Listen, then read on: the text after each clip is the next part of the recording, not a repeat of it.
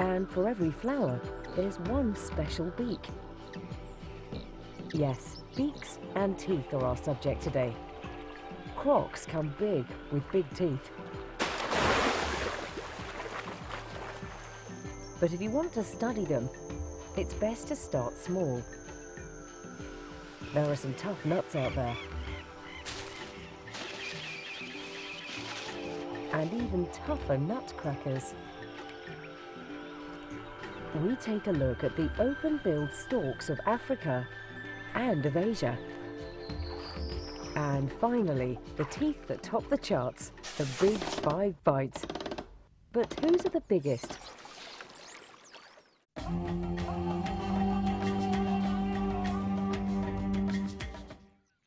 Let's start with some birds who know a secret or two. Flowers are not here just to beautify our world. They serve a vital purpose. These blooms are not window dressing. They're colourful landing pads for pollinators. Over millions of years, exclusive relationships have built up between flowers and their pollinators. Many enter the hummingbirds.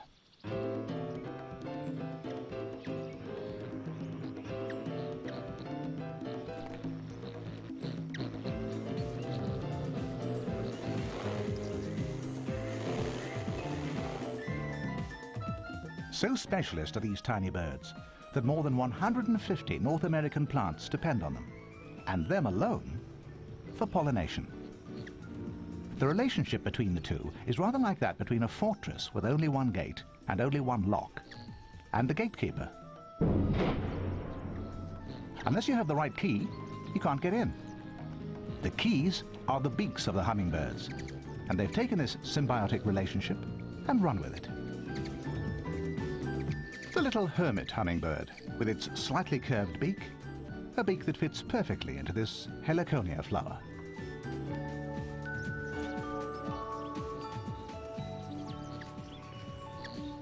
The sicklebill. It looks as though it's flown into a window. But no, this beak unlocks another species of heliconia. For the violet saberwing, life revolves around the Columbia flower. It too possesses a beak that fits the bill, or rather, a bill that fits the flower. As it feeds, a perfectly positioned stamen douses its head with pollen. The hummer gets nectar, the plant gets pollinated, and everyone goes home happy.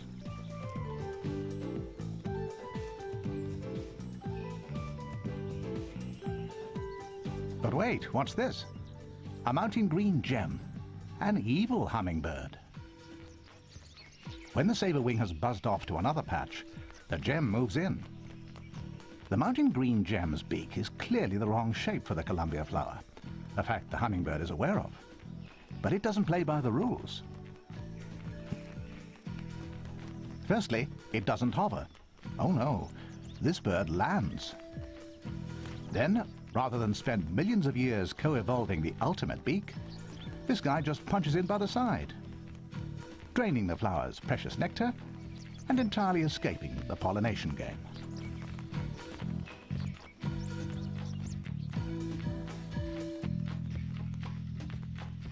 But most hummingbirds play by the rules. In fact, some have taken things almost too far. These trumpet-shaped flowers are nearly 8 centimeters long. A narrow opening prevents interlopers. Well-protected sepals keep thieves out.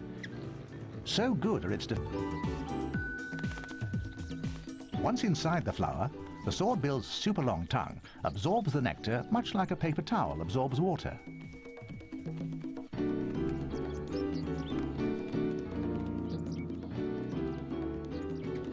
Adaptability has scattered over 300 species of hummingbird throughout North and South America.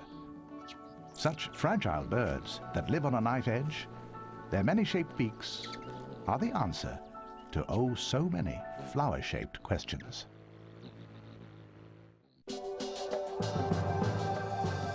Hummingbirds are found only in the Americas, but they have their mimics in Africa. The sunbirds. Sunbirds look similar, but they tend not to hover.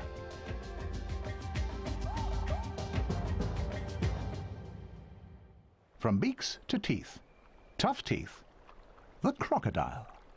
But we're not in Africa. We're in the southern United States, the only place in the world you find alligators and crocodiles side by side.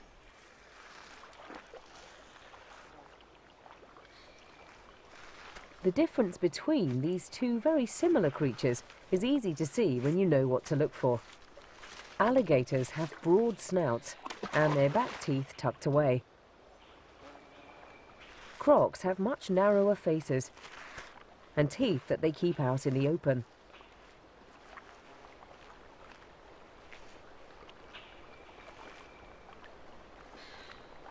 But if you're not sure which is which, don't get too close.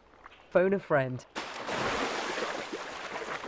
But despite that impressive dental display, American crocodiles are classed as endangered and have been for 25 years. However, in Florida, their numbers are on the rise, and no one is too sure why.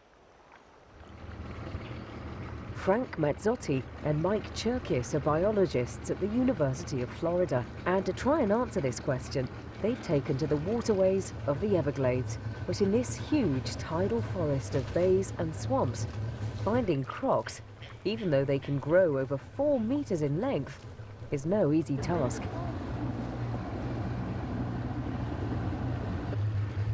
There's much speculation as to why the numbers have increased. Frank and Mike strongly believe that the billions of dollars spent on the restoration of the Everglades, increasing the fresh water flow, must be helping. But they need to know exactly what factors are favoring the crocs. The crocs are even being helped by some very strange allies. One of the best places to see them? Why, in the shadow of the Turkey Point nuclear power plant, of course. The plant's huge cooling canals eject warm currents of water, perfect for these cold-blooded reptiles.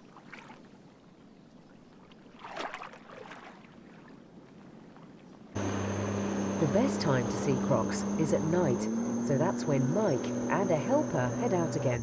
A female lays a clutch of as many as 40 eggs, with only a few hatchlings becoming adults. But why are more surviving than before?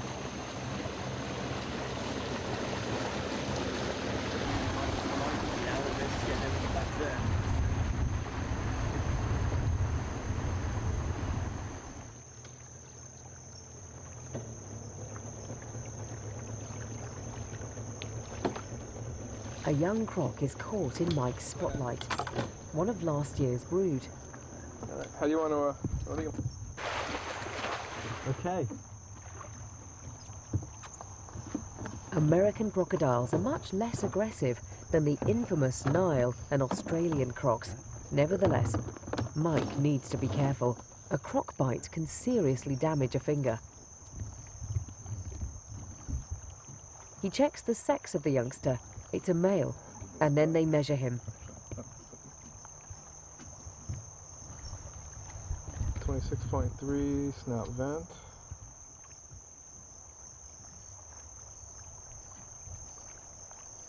His weight is also important. It's not much now, but as an adult, he could eventually weigh in at over 200 kilos. And those teeth could get to be 5 centimeters or longer. Then, very delicately, the croc is tagged and he's put back where they found him. The next time they come across this compliant little fellow, they'll be able to gauge exactly how he's getting along.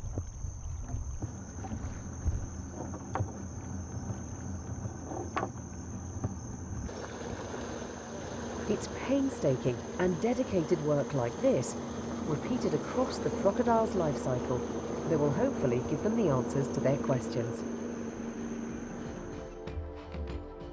What are these? And what have they got to do with beaks and teeth? Well, they're narwhal tusks, which are actually elongated incisor teeth, spiraling through their upper lips. Most females lack tusks, which means they may be sword-like weapons, which the males fence with during the breeding season. But now, it's summertime in the Austrian Alps. The air is scented with pines. Pine trees produce nuts. And where there are nuts, there are nutcrackers. The conifers on these slopes are busy producing fruit. But the humble pine cone, the conifer's fruit, is actually one of nature's more elaborate seed protectors. Tucked inside its tough scales are the tree's precious seeds. When they're ready, their light papery wings will carry them away on the wind. The tree definitely does not want its defenses prized apart by a strong beak, and its seeds stolen by a nutcracker.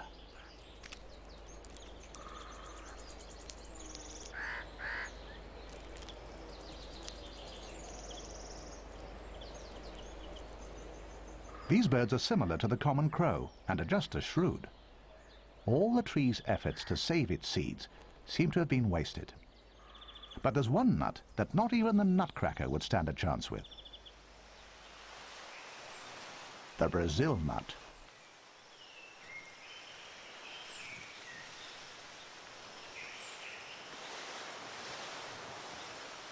Its fruit are the size of cannonballs, and when they drop, they have a similar effect, crashing noisily through the rainforest canopy.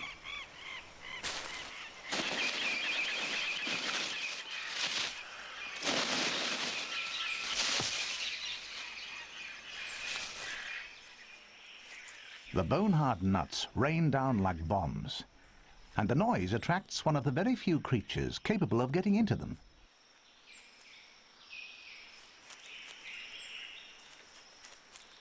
The agouti.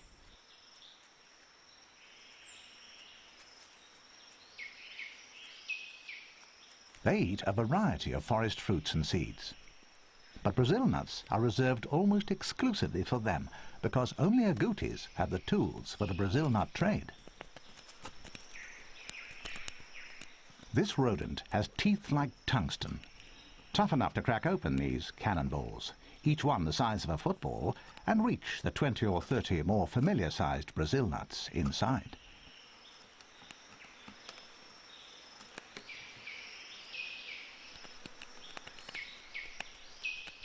In fact, there are far too many kernels for one meal, so the agouti does just what the Brazil nut tree wants. It carries the excess nuts away, to be eaten later. By burying the seeds, the agouti does what human farmers would love to do: produce Brazil nuts at will. But plantations don't work, because the trees need the forest insects for pollination. The agouti's teeth may be exceptional, but its memory is not. And so, by forgetting where it buried some of the nuts, the agouti becomes that rare thing, a successful Brazil nut tree planter.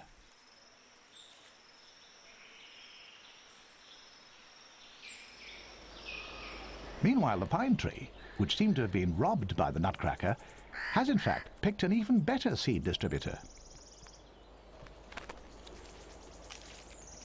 The bird doesn't immediately swallow the seeds, but keeps them in its crop, so that it too can store them away. And having wings, it can get much further from the parent tree than the short-legged agouti.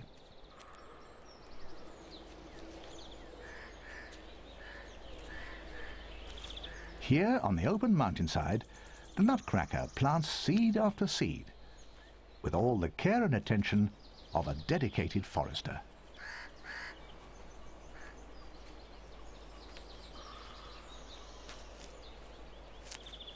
Quite close to where it's planting its latest crop are some it planted earlier.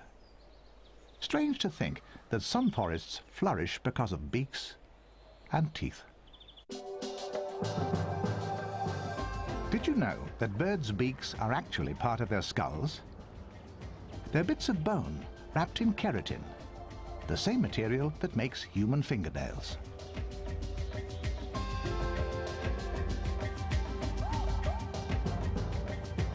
Let's head south now to that delta on the edge of a desert, the Okavango in southern Africa. Swirling slowly downwards onto the floodplains, with some impressive bony projections protruding from their heads, are flocks of open-billed storks. Open-billed because even when closed, their beaks are still slightly open. But why? The trouble with living in one of the largest wetlands in the world is that it attracts a huge variety of water birds. This makes the hunt for food very competitive, unless of course you can specialize. And that's exactly what the open-billed stork is all about. They live on snails. That slight crook in their beaks allows them to dig out the awkward-to-reach soft flesh tucked away inside the snail shell, making them unique, well, more or less. Because half a world away lives another such stork, the Asian openbill. Although their beaks are almost identical, there's one obvious difference. In Asia, the open-billed storks are white. In the breeding season, the Asian variety collect in huge numbers in the shadows of local temples. Soon, the trees are seething with storks, but rather than frenzied nest building, as you'd expect, they seem restless. Both species of stork nest in floodplains. And so far, the rains haven't come. The deluge is long overdue.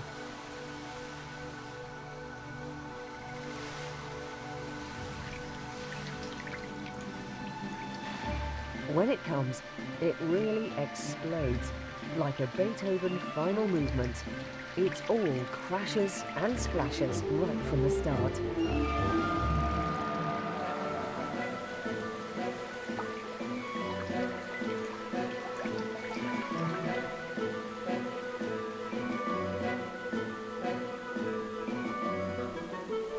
In only a matter of days, everything is under 5 or so centimeters of water.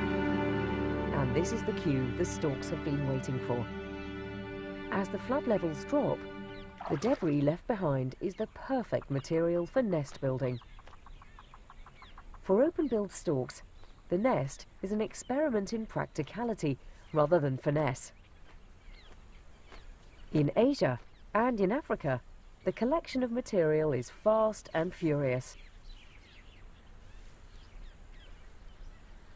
In Africa, the storks nest in papyrus, whereas in Asia, they nest high up in the trees.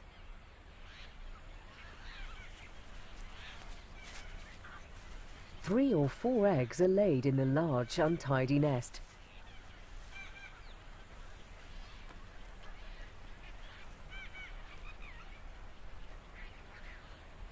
When the chicks hatch, they barely resemble their parents. Their beaks are abnormally normal. They develop the opening as they grow older.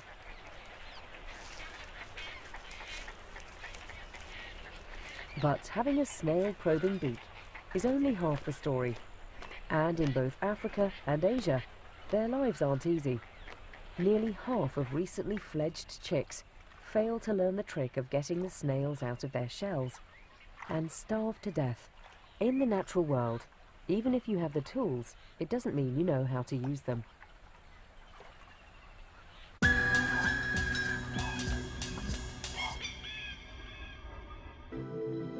Right, get those old trainers off and don your dancing shoes, because we've scoured the world to find the animals that top the toothy charts.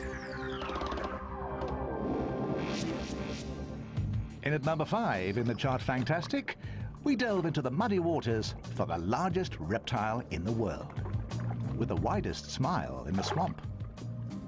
Patience and stealth are these predators' greatest weapon. And with 1,000 kilograms behind a jaw housing some 60 large teeth, it's not always a good idea to go paddling with the crocodiles.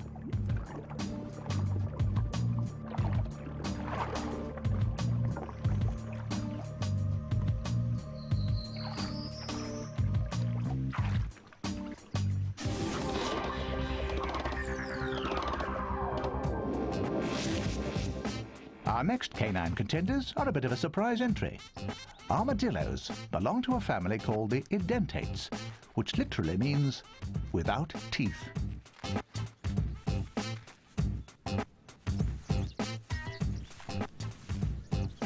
But toothless they most certainly are not. All armadillos have a mouthful of enamelless, peg-like molars.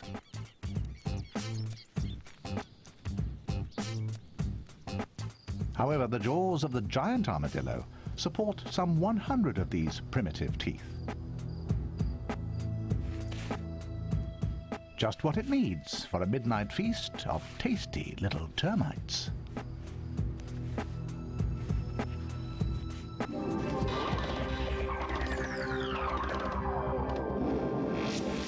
In with a splash at number 3, the friendly-faced dolphins. Their pearly whites give them a smile to be proud of.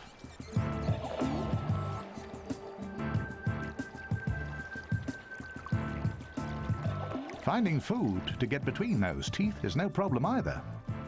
Dolphins build up a picture of their surroundings using sound. To the beat of their echolocation, they locate with pinpoint accuracy even the most cunningly camouflaged.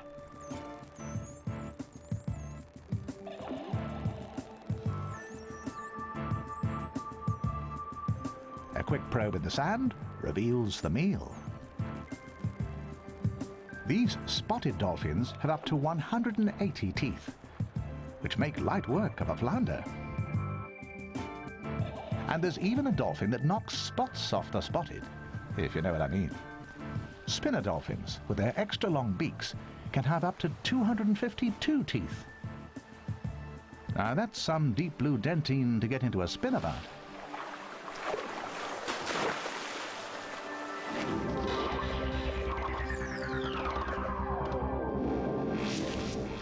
Staying submerged and stealthily entering in at number 2 is the fish with a bad reputation for bites, the sharks.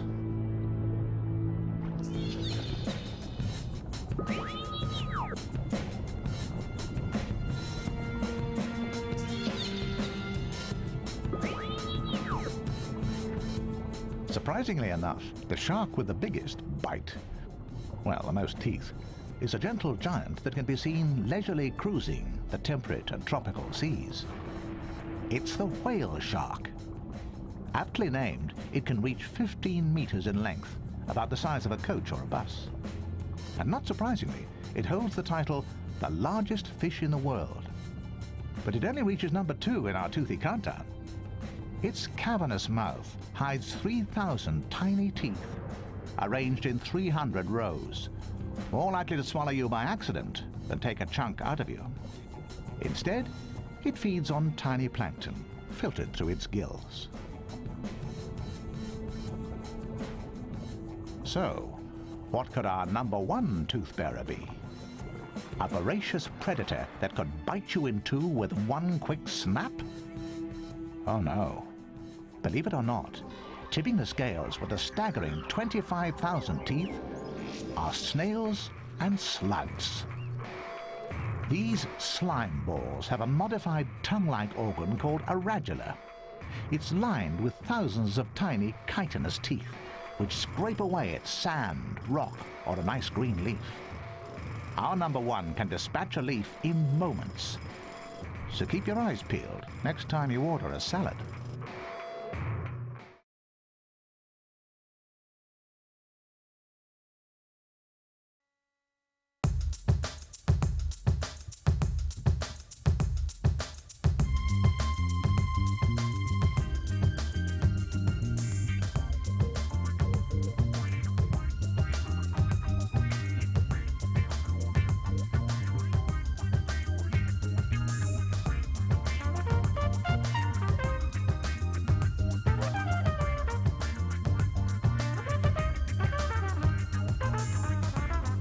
A lizard is delicious, but this horrible insect, do I have to eat it, Mum? A rare glimpse of one of the world's tiniest monkeys. Yes, today we focus on rarity. And while we're on the subject of monkeys, what are these fellows up to? All too rare are some of the most impressive creatures. The world's ocean wanderers, and one of the most threatened mammals anywhere. And then there's the biggest single flower in the world, born to blush, unseen.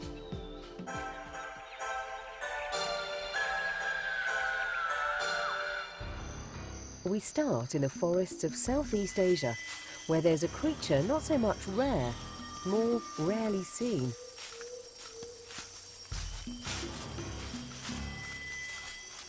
But they're not creatures of the day. They only come out as the sun sinks. To catch a glimpse of this secretive animal, you have to wait until nightfall, and then venture deep into the forest. It's a carnivore, a vicious carnivore. Welcome to the twilight world of the tarsier, a real-life gremlin. But don't worry, it's only about the size of a mouse. This petite animal is actually a member of the primate family. That's the same family we belong to. And it likes the nightlife. Enlarged ET-like pads on its fingers ensure a tight grip, enabling it to leap athletically from tree to tree.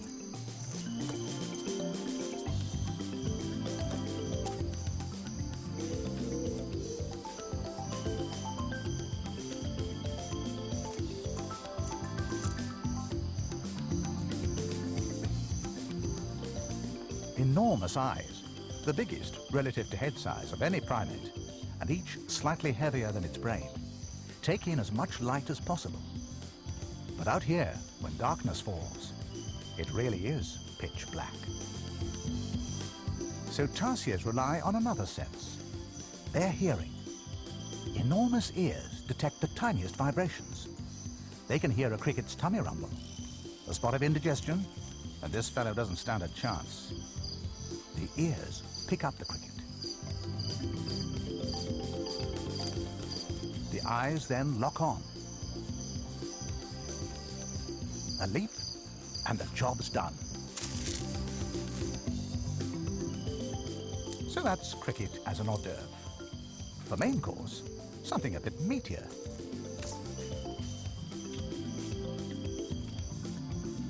And for dessert, some winged delights. Ugh, that wasn't as tasty as it looked.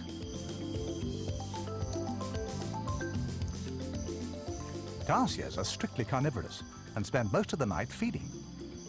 But as dawn draws closer, they stop eating and begin to socialize. With sound being their first sense, it carries the most important message. In the last few hours of darkness, they sing to each other. The forest comes alive with high-pitched tarsier duets. These tiny primates are so rarely seen, it's not known how many different species there are. Finding a new one is like hitting the jackpot. And in 1988, that's what happened. Higher up in the Sulawesi Mountains, a new type of tarsier was discovered. One night, scientists were taping tarsier calls, when lo and behold, they heard a sound they didn't recognize. It was an unknown tarsier, slightly smaller and woollier than its lowland relations, with its thick coat protecting it during the chilly, high-altitude nights. This diminutive primate was named after the Roman goddess of the hunt, Diana's tarsier.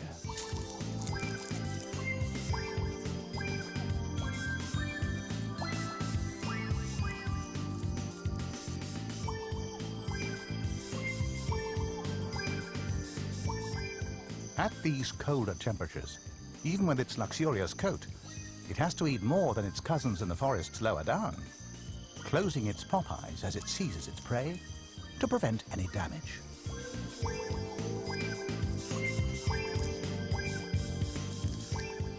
But as day breaks, the scientists will have to wait before these nocturnal rarities reveal any more of their well-kept secrets. Melanin is the pigment in the body that colors eyes, skin, and hair. Creatures with a total lack of melanin, albinos, are rare. It occurs in any animal, be it mammal or reptile, and 1 in 20,000 human babies is born albino. Out in the wild, it makes you rather noticeable. and increases your chances of being singled out and eaten.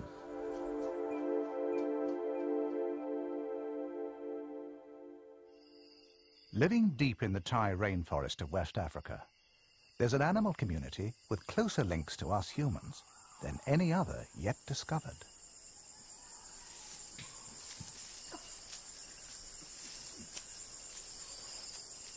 The chimpanzee. A familiar creature that has a rarely seen habit. This group has 60 members, dominated by 7 adult males. It includes 32 juveniles and 21 females with young. Together, they're one big happy family.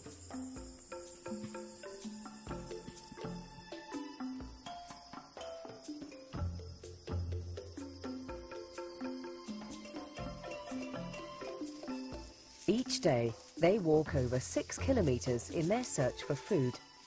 A family outing. The Thai forest covers over 4,000 square kilometers in the Ivory Coast and is primary rainforest. The chimps indulge in a varied diet, tucking into leaves, fruits, honey, and fungi. But surprisingly for many people, chimpanzees are not vegetarian. They're powerful predators. In fact, they're a herbivore's worst nightmare. They eat vegetarians alive. They hunt and prey on leaf-eating monkeys like this red colobus, who also make their home here. To catch these meaty snacks, the chimps work together. Patrolling the forest floor, they have to spot lunch before lunch spots them. Each hunter has a role in this highly organized team. This is the driver. It's his job to flush the monkeys out. This is the blocker. It's his job to block the escape routes. This is the ambusher, who finally closes the trap. While these 3 head the treetop hunt, the rest of the troop monitor from the forest floor, ready to dash ahead and intercept the colobus should they make a break.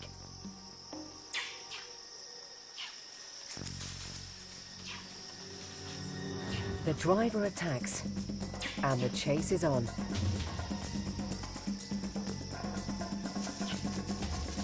The ambusher charges in to close the trap, but the agile red colobus leaps across a gap too wide for the chimps.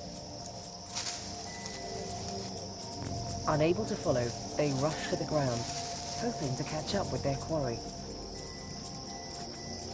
The attack does not go according to plan.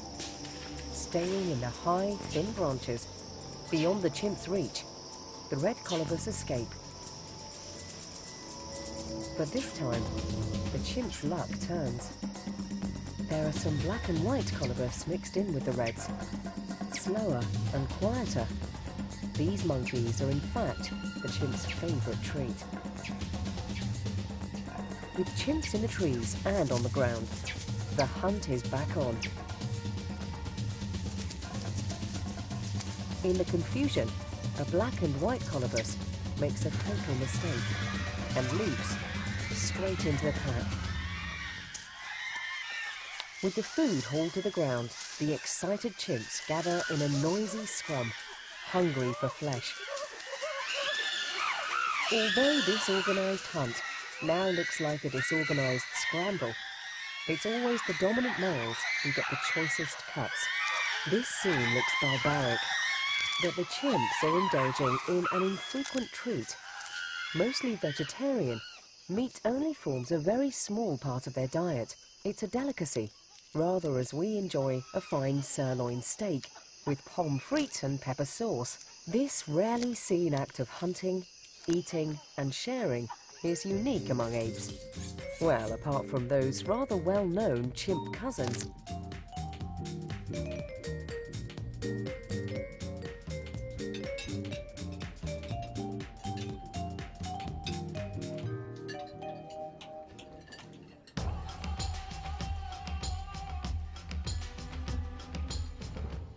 You also find the uncommon in the world of plants and in all sorts of exotic places.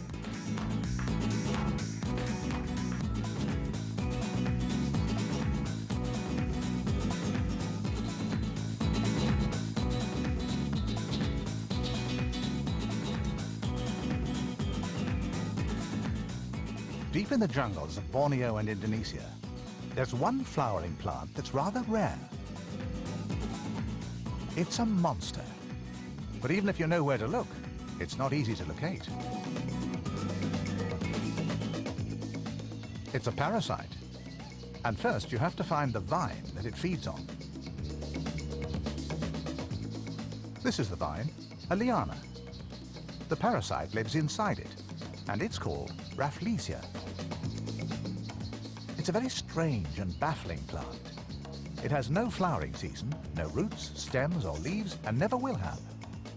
The bud is the only part to appear externally. These buds are only a few weeks old. Some are bigger. They grow purely by sucking the nutrients out of the vine. This one looks ready to erupt in one of the most awesome flowerings in the world. Overnight, Rafflesia's petals uncurl until, as dawn breaks and the first rays of sun filter down to the forest floor, the monstrous flower is fully open.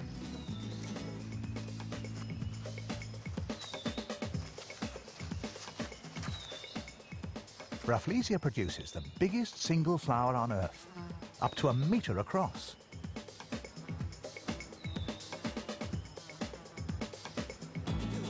It's an amazing sight, but you certainly wouldn't want it around the house. On closer inspection, the surface of the warty petals looks like raw meat. And if that doesn't put you off, it smells of putrefaction. In fact, its common name is stinking corpse lily. This flower attracts insects that feed on carrion. Not pretty hummingbirds, but blowflies. At the bottom of the cup, a great disc covered in spikes stands on a pedestal. Flies investigate the enticing odor and crawl all over it. Hanging from the underside of the disc are droplets of liquid pollen, which brush off on the flies. This will only benefit the plant if the flies can deliver the pollen to another open Rafflesia flower. And they find their way there by following the smell of rotting meat.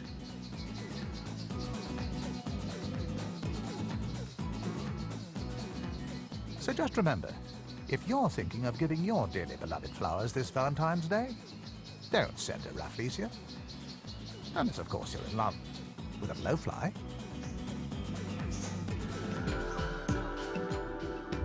What's the oldest thing on Earth you can own? It's a diamond. They were formed deep under the Earth's crust up to 3 billion years ago. That's over 2,000 million years before the dinosaurs. So diamonds really are forever.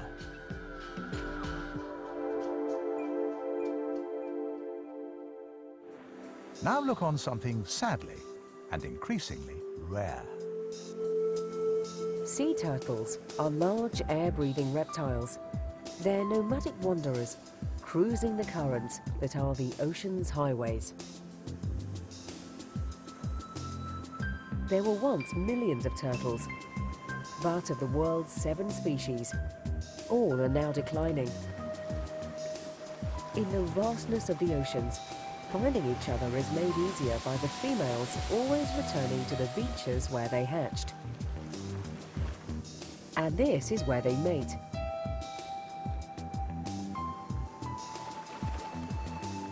Although sometimes the competition can get a bit intense.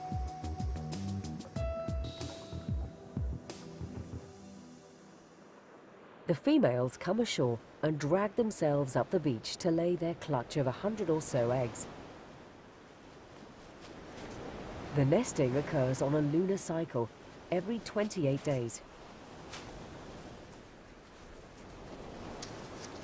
And the females are back in the sea within the hour, leaving the eggs unprotected to hatch in 7 weeks' time.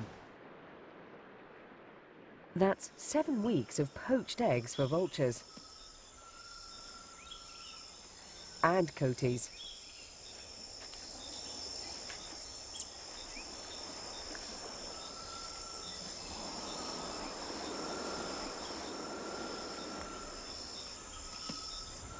The most dangerous time, though, is when the eggs have just hatched. This is like ringing a very big dinner gong.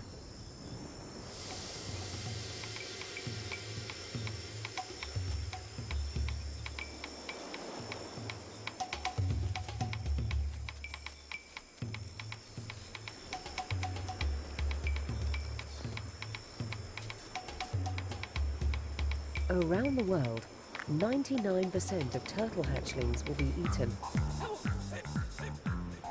You'd have thought the cover of darkness might help, but these Australian flatback turtles are still on somebody's menu. Their biggest enemy is us, mankind. The turtles' troubles start on the beach.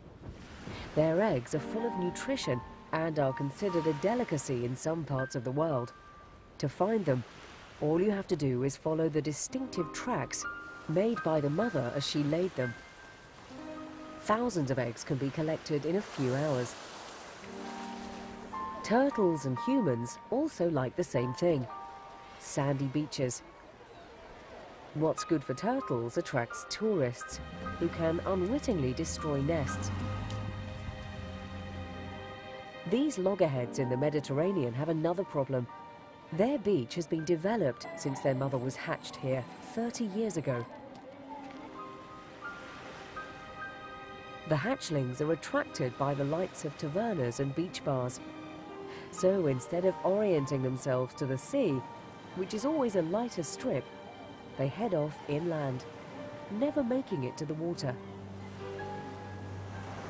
A lot of our litter finds its way into the oceans. A floating plastic bag looks just like a turtle's favourite food, a jellyfish. If the plastic is swallowed, it can block a turtle's digestive tract, causing it to starve to death.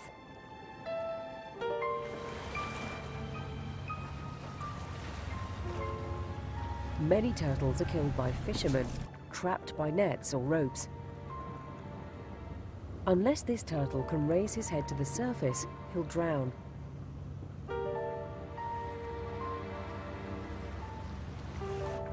And unless she can escape the ropes, she'll starve. The population will remain the same. So, if you want to give a helping hand, decrease the demand for turtle goods by never buying the shell or eggs, and never throwing litter into the sea.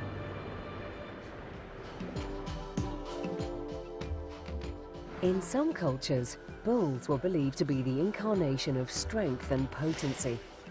In an ancient Cretan festival dedicated to the bull, gymnasts would leap over them in the hope of absorbing their power.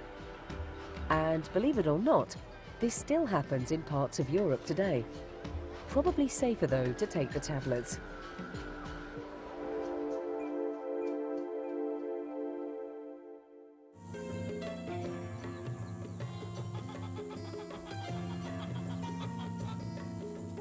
And these villagers in the Taru region of Nepal are also keeping a watchful eye on something rather dangerous. The village is right on the edge of a national park. But the unwelcome intruder doesn't know this. With feet the size of dinner plates, it emerges from the jungle to feed on their precious crops.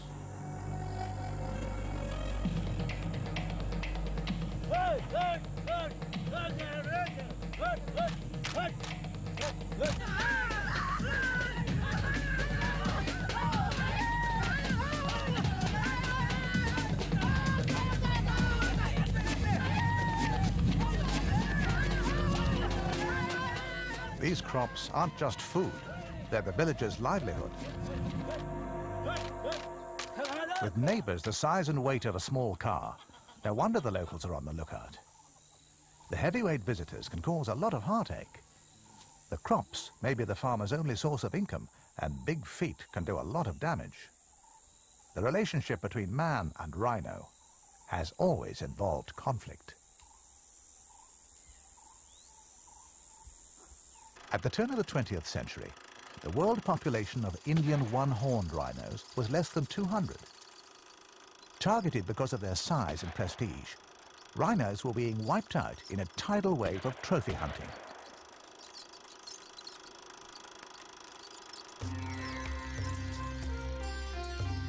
Thankfully, in nearby Royal Chitwan National Park, rhino numbers are now on the increase.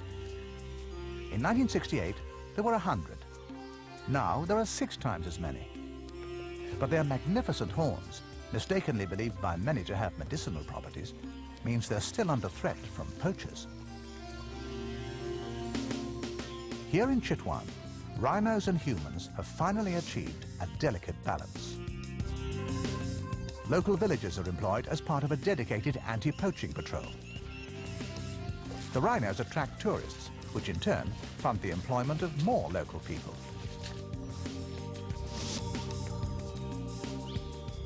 Some are trained as wildlife guides, and with tourism flourishing, much needed money is flowing into the park.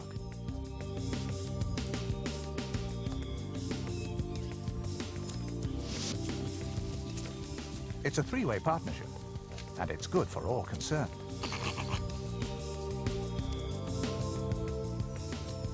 But poachers aren't the only problem. Back at park headquarters, they've been having tiger trouble. This youngster was so badly mauled by a tiger that he nearly died, and the park staff took him into their care. He still carries the scars. He's free to roam about, but if he's in need of a snack or a bit of attention, the rangers are always willing to act as a surrogate mother or back scratcher. This young survivor has a sunny future. In fact, rhinos in Chitwan are a conservation success. Their relationship with us will probably always be problematical, but here at least, and all too rarely, we seem to have sorted it out.